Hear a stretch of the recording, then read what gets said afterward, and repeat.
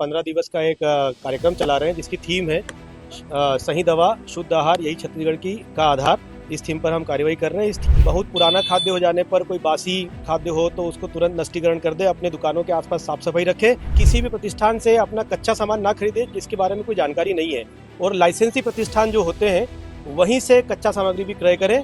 कि गर्मियों को देखते हुए जो है तरल पदार्थों का ज़्यादा से ज़्यादा प्रयोग करें, लेकिन ये इंश्योर करें कि उसकी क्वालिटी सही हो।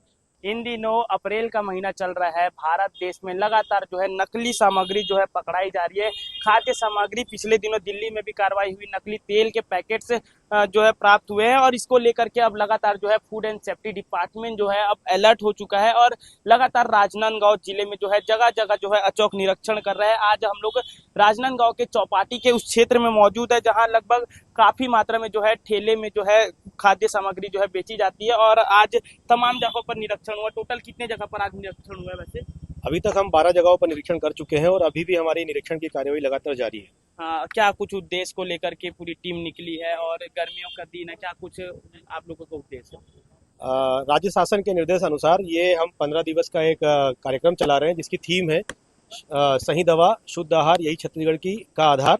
इस थीम पर हम कार्यवाही कर रहे हैं। इस थीम के अंतर्गत प्रत्येक 15 दिवस में हमारे विभाग के द्वारा अलग अलग खाद्य पदार्थ को टारगेट किया जा रहा है और ताकि क्षेत्र की जनता को, पूरे प्रदेश की जनता को हम शुद्ध, सही, उच्च क्वालिटी का होलसम फूड जो है प्रोवाइड करा सके। जो दर्शक जो है, जो दुकान लगाने वाले लोग इस वीडियो को देखेंगे, उनके लिए क्या कुछ सलाह है? जितने भी हमारे खाद्य कारोबार करता है सभी को ये सलाह है कि वो सही क्वालिटी का खाद्य बेचे।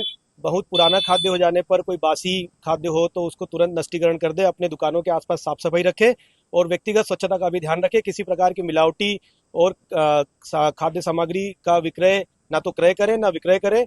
और इसके अलावा एक चीज़ और कहूँगा कि ऐसे किसी भी प्रतिष्ठान से अपना कच्चा सामान ना खरीदे जिसके बारे में कोई जानकारी नहीं है। और लाइसेंसी प्रतिष्ठान जो होते हैं वहीं से कच्चा सामग्री भी क्रय करें और सभी की सेहत का ध्यान रखें। सभी की सेहत अच्छी रहेगी तो आपका भी व्यापार अच्छा रहेगा। बड़े संस्थानों में जैसे कि देखा गया है कि मक्खियां बहुत ही ज्यादा मात्रा में वहां देखी जाती है, तो उसके लिए कुछ आप लोगों द्वारा निर्देश दिए जा रहे हैं? हाँ, जहाँ पर भी हमें अनहाइजीनिक कंडीशन पाई जा रही है उनको हम निर्देशित कर रहे हैं और साथ ही साथ उनको इम्प्रूवमेंट नोटिस भी भेजेंगे।